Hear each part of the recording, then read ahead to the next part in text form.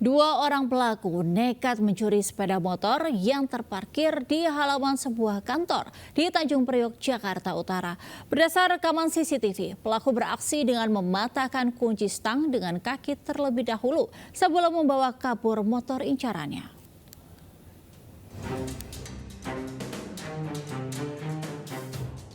Dari rekaman CCTV, dua orang pelaku berboncengan motor sudah mondar-mandir di depan halaman sebuah kantor yang gerbangnya terbuka di Jalan Ganggeng, Sungai Bambu, Tanjung Priok, Jakarta Utara, Rabu pagi. Tak berselang lama, pelaku langsung berhenti dan masuk ke halaman kantor. Seorang pelaku mengincar sepeda motor yang diparkir dan mematahkan kunci sepeda motor dengan cara ditendang dengan kaki. Setelah kunci stang bisa dirusak, pelaku mendorong sepeda motor keluar halaman lalu kabur.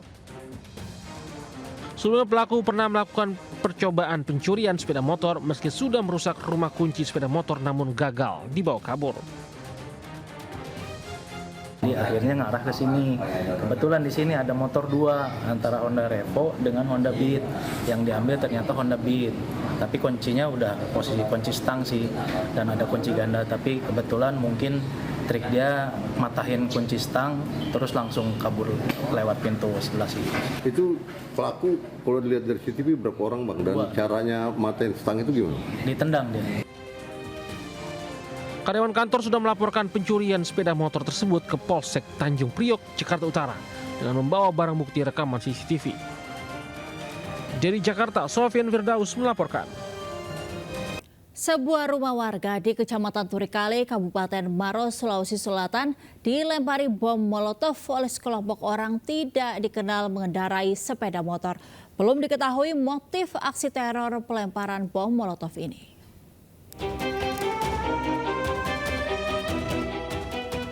Kamera pengawas CCTV merekam aksi seorang pengendara sepeda motor berboncengan yang melintas lalu melempari salah satu rumah warga dengan bom molotov. Aksi pelemparan bom molotov terjadi di Jalan Nangka, Kecamatan Turikale, Kabupaten Maros, Sulawesi Selatan pada dini hari. Seketika api menyala dan membakar spanduk yang terpasang di samping teras rumah usaha konter pulsa milik warga.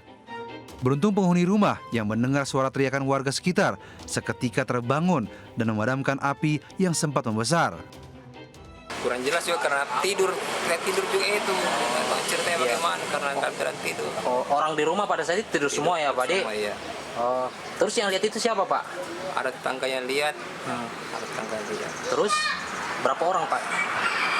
Kurang jelas juga berapa orang karena katanya agak lebih dari 2 lah. Naik apa dia? Naik motor. Kepolisian sektor Turikale bersama Satreskrim Polres Maros yang tiba di lokasi langsung memasang garis polisi dan mengamankan pecahan botol berisi bahan bakar minyak. Belum diketahui motif aksi teror pelemparan bom molotov ini. Dari Kabupaten Maros, Sulawesi Selatan, Wahyu Ruslan, iNews melaporkan. Kepolisian Polda Metro Jaya menggelar rekonstruksi kasus dugaan pembunuhan Dante, anak berumur 6 tahun yang ditenggelamkan oleh kekasih ibu kandungnya sendiri. Rekonstruksi digelar di Polda Metro Jaya dan lokasi kejadian kolam renang pada Rabu pagi.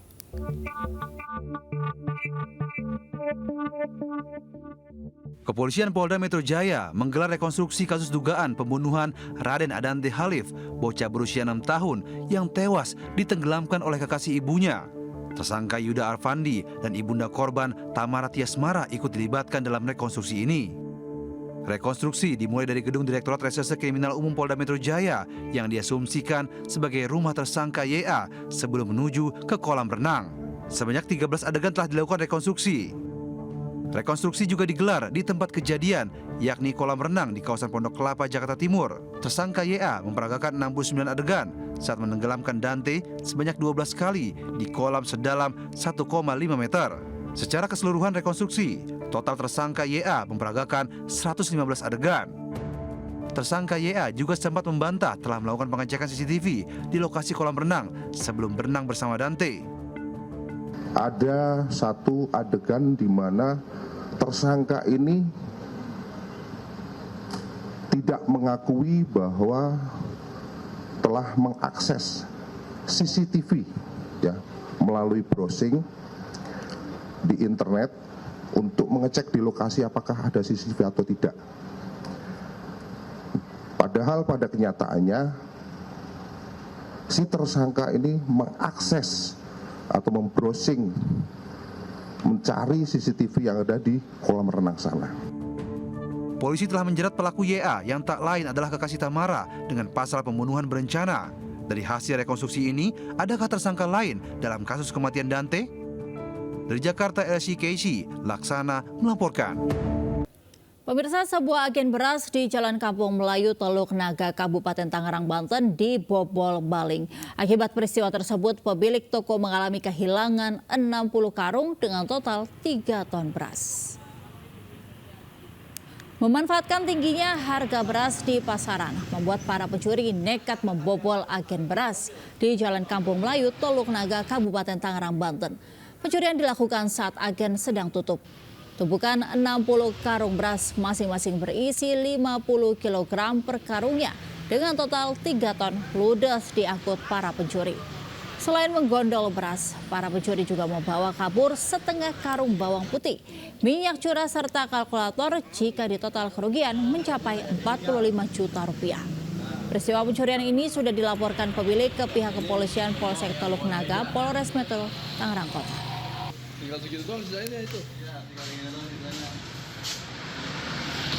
Pembongkaran bangunan tempat hiburan malam di Kota Serang, Banten berlangsung ricuh. Pihak kuasa hukum pemilik bangunan tempat hiburan malam menolak pembongkaran. Petugas gabungan dari TNI Polri dan Satpol PP membongkar tempat hiburan malam di Jalan Raya Serang, Jakarta, Kecamatan Walantaka, Kota Serang. Pembongkaran berlangsung ricuh. Pihak kuasa hukum sempat menghalang-halangi alat berat yang ingin merobohkan bangunan tempat hiburan malam. Diketahui bangunan tempat hiburan malam ini sebelumnya telah dibongkar oleh Pemkot Serang pada pertengahan tahun 2023, namun oleh pihak pengusaha dibangun kembali. Diduga bangunan berdiri di atas tanah negara. Usai mendapat dukungan dari tokoh masyarakat, Ormas Pemkot Serang akhirnya meratakan bangunan tempat hiburan.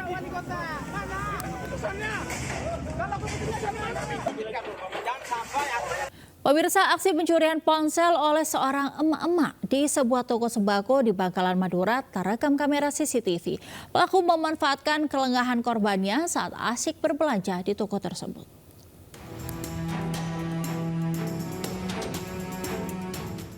Aksi pencurian handphone yang dilakukan seorang emak-emak di toko sembako di Bangkalan, Madura terekam CCTV. Korban yang juga seorang emak-emak tanpa sadar menaruh ponselnya di meja kasir lalu berbelanja. Ia lalu meninggalkan ponsel tersebut dan sibuk mengurusi barang belanjaannya. Kesempatan ini dimanfaatkan seorang emak-emak lainnya yang mengetahui situasi tersebut. Dengan cepat ia menggasak ponsel korbannya sambil menutupinya dengan tumpukan barang yang telah disiapkan. Usai beraksi, pelaku kabur. Sama sedang belanja ya? Iya, sama-sama belanja. Habis itu yang ngambil gak jadi belanja, hanya bawa kabur HP itu? Iya. Ini korban akan melaporkan kasus pencurian tersebut ke Mapolsek setempat. Dari Bangkalan, Madura, Taufik Syarawi melaporkan. Sebuah pohon raksasa tumbang di Jalan Raya Desa Penanggungan, Kecamatan Trawas, Kabupaten Mojokerto. Tumbangnya pohon juga menimpa warung dan menutup akses wisata menuju ke Pegunungan Trawas.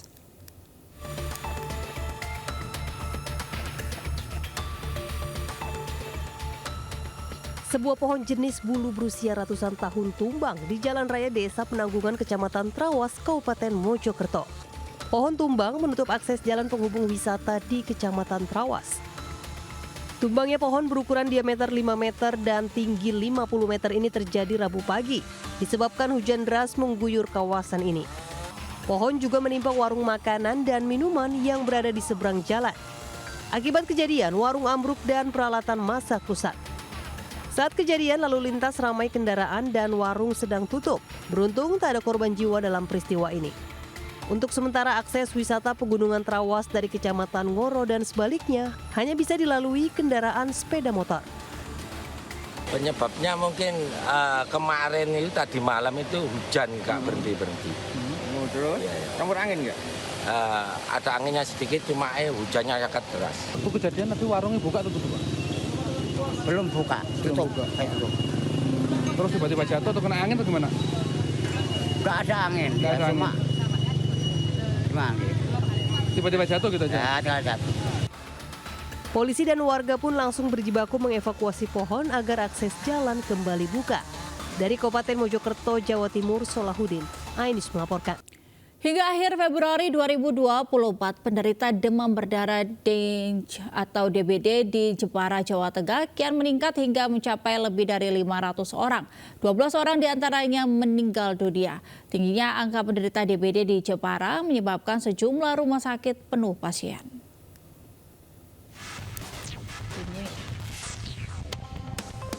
Rumah Sakit Umum Daerah RSUD Raden Ajeng Kartini Jepara, Jawa Tengah mengalami lonjakan pasien penderita demam berdarah atau DBD beberapa hari terakhir.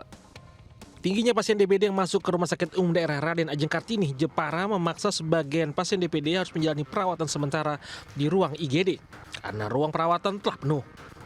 Dari data RSUD Raden Ajeng Kartini, jumlah pasien DBD yang menjalani perawatan mencapai 100 orang, sedangkan pasien yang masih berada di ruang IGD sebanyak 10 orang.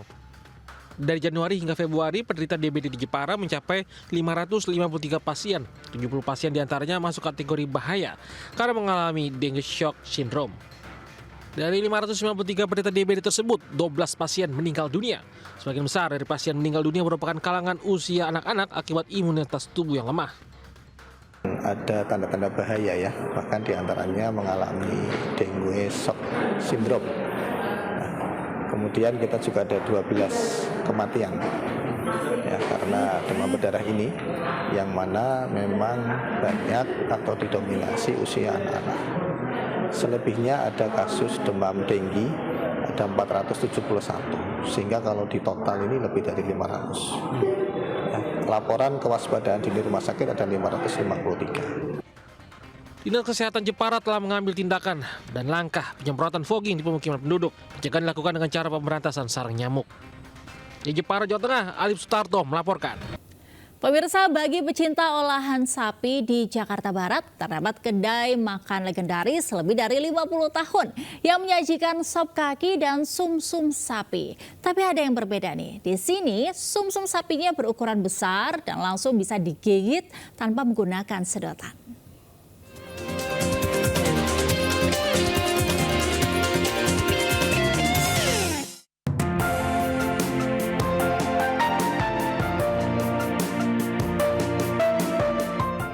Berlokasi di Jalan Taman Sari 6, Jakarta Barat, kedai legendaris ini sudah berdiri 50 tahun.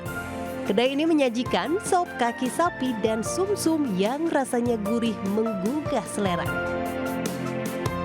Saya pun langsung bertemu dengan Pak Oji, sang pemilik kedai, dan langsung melihat bahan-bahan yang digunakan.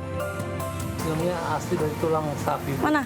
Wah, ini gede banget. Selain sumsum ada apa lagi tuh? Ada Bu, ada urat, ada daging, ada kaki. Nah, ini viral nih telapak Bu. Ini telapak kaki sapi. Iya Bu, semuanya dari kaki sapi semua Bu. Pak Oji menggunakan bahan-bahan segar dengan daging pilihan yang sebelumnya sudah dimasak hingga empuk. Nah, ini dia sajian sop daging, sop sumsum, dan perkedel kentang yang berbentuk bulat.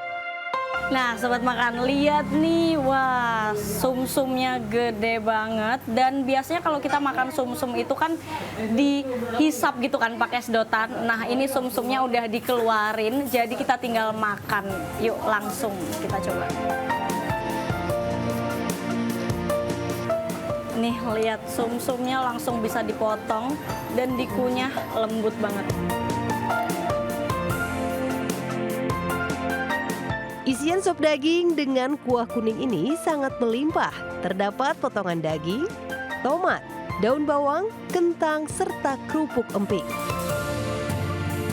Wah, ini perkedelnya definisi renyah di luar tapi lembut di dalam. Karena kentangnya itu lembut dan luarnya itu krenyes crispy gitu. Jadi enak banget dan bener cocok, pas banget untuk dijadiin makanan pendamping dari sop sumsum dan juga sop daging ini.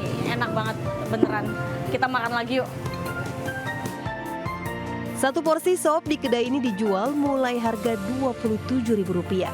Kedai yang buka sejak pagi hingga pukul 3 sore ini pun selalu ramai pembeli. Bagi Anda pecinta sop sapi, kedai legendaris ini bisa menjadi referensi.